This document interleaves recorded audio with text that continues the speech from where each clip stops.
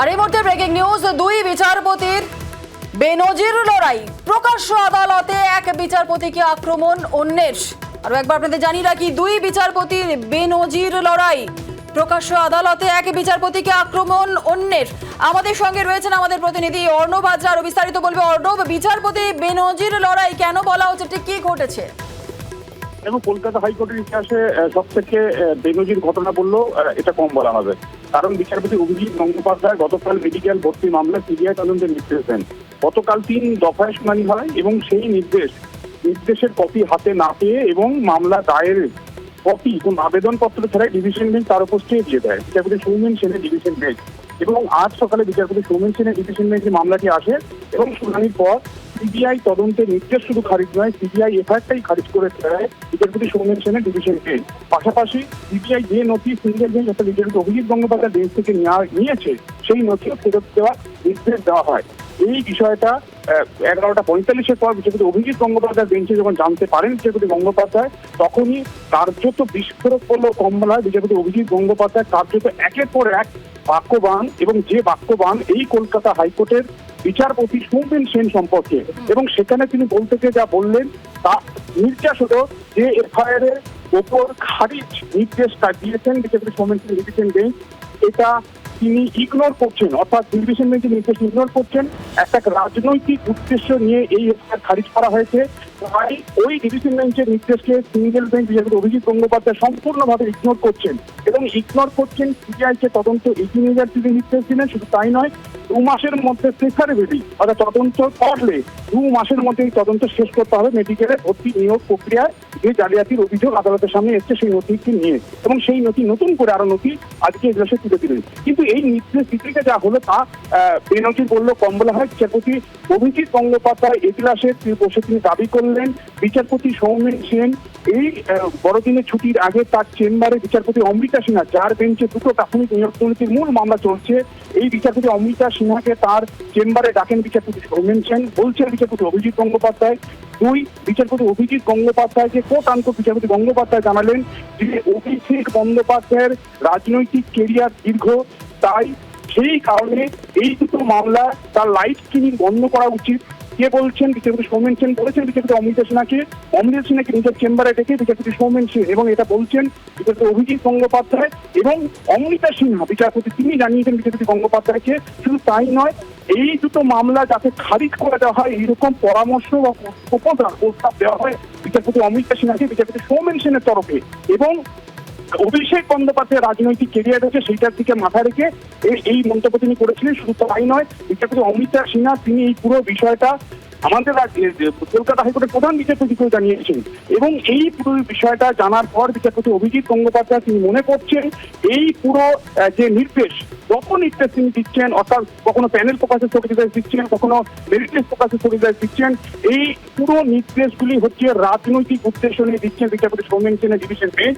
এবং বিচারপতি সৌমেন সেনের সমস্ত নির্দেশ সুপ্রিম কোর্টের উচিত খারিজ করা। কিন্তু এখানেই থেমে থাকা নয়, এরপরে তিনি বলেছেন গত 2 বছর আগে বিচারপতি সৌমেন সেনের সুপ্রিম কোর্টের কলেজিয়ামের সিদ্ধান্ত অনুযায়ী এই কলকাতা হাইকোর্ট থেকে বদলি হয়ে যাওয়ার কথা ছিল অন্য হাইকোর্টে। 2 বছর ধরে তিনি এখানে রয়ে গেছেন তার বদলি সেই নির্দেশকে ম্যানেজ করে। এটা কিভাবে সম্ভব?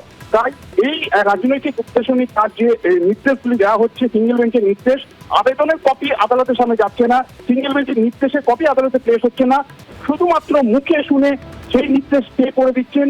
এটা অন্য মামলাকারীদের ক্ষেত্রে, অন্য একটা পিটিশনারের ক্ষেত্রে তিনি কি এই নির্দেশ ফলো করেন?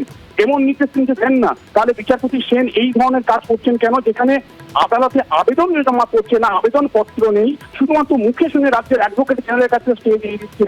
পুরো বিষয়টা সুপ্রিম কোর্টকে তিনি জানাবেন, এমনটাও জানালেন, অনুরোধ করবেন এমনটা জানালেন, এবং বিচারপতি সৌমেন সেনের এই ধরনের সমস্ত মামলার নির্দেশ খারিজ করা উচিত সুপ্রিম কোর্টের। এই নির্দেশনামার মধ্যে এই ধরনের পর্যবেক্ষণ তিনি রাখলেন। এরপরে তিনি নির্দেশ যেটা দিয়েছিলেন সিবিআই তদন্তে, সিবিআইকে তদন্ত চালিয়ে যাওয়ার জন্য এবং ডিভিশন বেঞ্চের নির্দেশকে ইগনোর করার জন্য তিনি নির্দেশে উল্লেখ করলেন এবং 2 মাসের মধ্যে তাদের তদন্ত শেষ করার জন্য বললেন।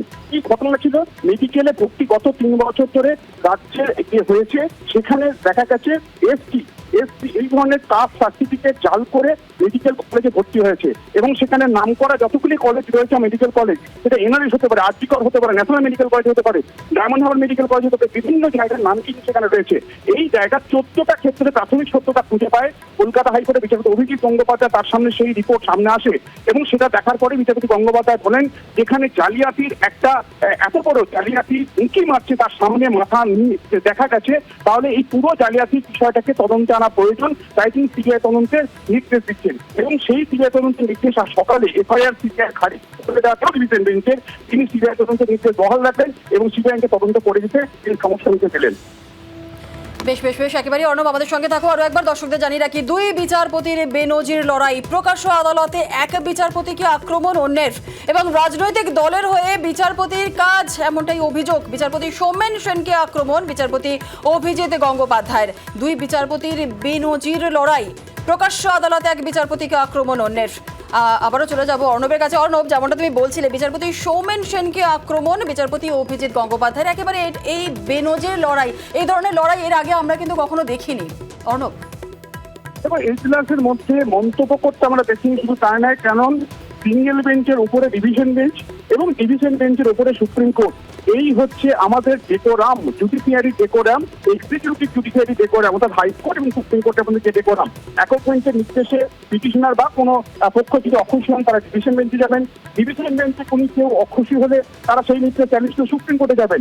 এটাই হচ্ছে দস্তুর, এটাই হচ্ছে নীতি, এটাই হচ্ছে রীতি, এটাই হচ্ছে পরম্পরা কলকাতা হাইকোর্ট সহ রাজ্যের বিভিন্ন হাইকোর্টে। কিন্তু যেভাবে গতকাল বিচারপতি অভিজিৎ গঙ্গোপাধ্যায় মেডিকেল ভর্তি নিয়োগ দুর্নীতি মামলার তথ্য, অকাট্য তথ্য, 14টা ক্ষেত্রে এসপি সার্টিফিকেট জাল করার পরও তাদের মেডিকেলে ভর্তি করা হয়েছে, এই বিষয় আসার পর গত 3 বছর ধরে যে মেডিকেলে ভর্তির অনিয়ম চলছে সেটা পুরোদস্তি তদন্ত করার জন্য সিবিআইকে তিনি তদন্তের নির্দেশ দিলেন এবং সেই তদন্তের নির্দেশের কপি, অর্থাৎ নির্দেশের কপি কলকাতা হাইকোর্টের ওয়েবসাইটে অভিজিৎ গঙ্গোপাধ্যায় পেশ করলেন না।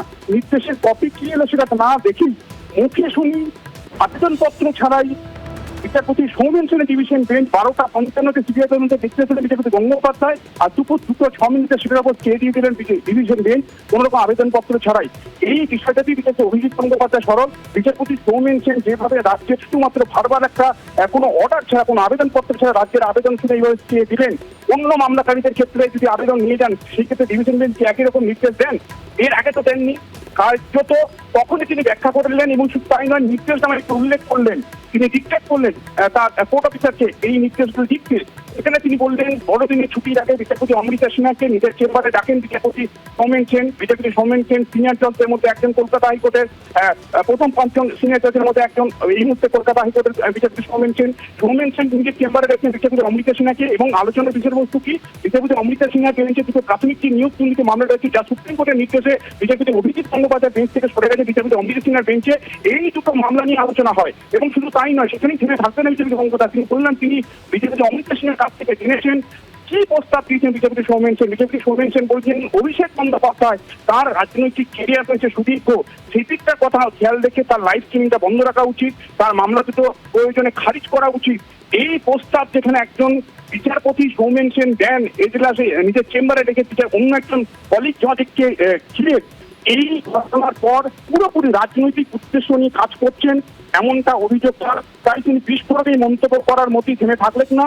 সুপ্রিম কোর্টের বিচারপতি সৌমেন সেনের যাবতীয় নির্দেশ খারিজ করা উচিত এমনও পর্যবেক্ষণ রাখছেন। পাশাপাশি এই পুরো বিষয়টাতে বিচারপতি সৌমেন সেন যেভাবে নির্দেশে কপি না দেখে রাজ্যের কাছ থেকে কোনো আবেদনপত্র না পেয়ে শুধুমাত্র মুখে শুনে নির্দেশের স্টে দিয়ে দিলেন, এটা কিভাবে সম্ভব? অন্য মামলাকারী, হাজার হাজার মামলাকারী কলকাতা হাইকোর্টে ঘুরে বেড়ান, তাদের ক্ষেত্রে বিচারপতি সৌমেন সেনের ডিভিশন বেঞ্চ এই ধরনের মামলা ফোন করে তাতে অর্ডার দেন, তাহলে এই মামলা দিলেন কেন? কারণ তার রাজনৈতিক উদ্দেশ্য রয়েছে, রাজনৈতিক উদ্দেশ্য প্রণোদিত নির্দেশ। তাই এই রাজনৈতিক উদ্দেশ্য প্রণোদিত নির্দেশকে তিনি অগ্রাহ্য করছেন, ইগনোর করছেন এবং সিবিআইকে নোটিশ দিয়েছে তাদেরকে তদন্ত 2 মাসের মধ্যে গুছিয়ে আনার জন্য নির্দেশ জারি করছেন এবং 2 মাস পরে এই মামলা ফের শুনানি হবে। সব মিলিয়ে বিচারপতি সৌমেন সেন সম্পর্কে যে ধরনের অভিযোগ করলেন এজলাসে বসে বিচারপতি অভিজিৎ গঙ্গোপাধ্যায় মেডিকেল ভর্তি নিয়োগ দুর্নীতি মেডিকেল ভর্তির মামলার, তা কার্যত নজিরবিহীন বলল কম বলা হয়। কলকাতা হাইকোর্টের সুদীর্ঘ ইতিহাসে এই ধরনের কোন উদাহরণ এখনো পর্যন্ত খুব প্রবীণ আইনজীবীরা বলতে পারছেন না, যেখানে একজন সিটিং বিচারপতি অন্য একজন সিটিং বিচারপতি কলকাতা হাইকোর্টে তার সম্পর্কে এজলাসের মধ্যে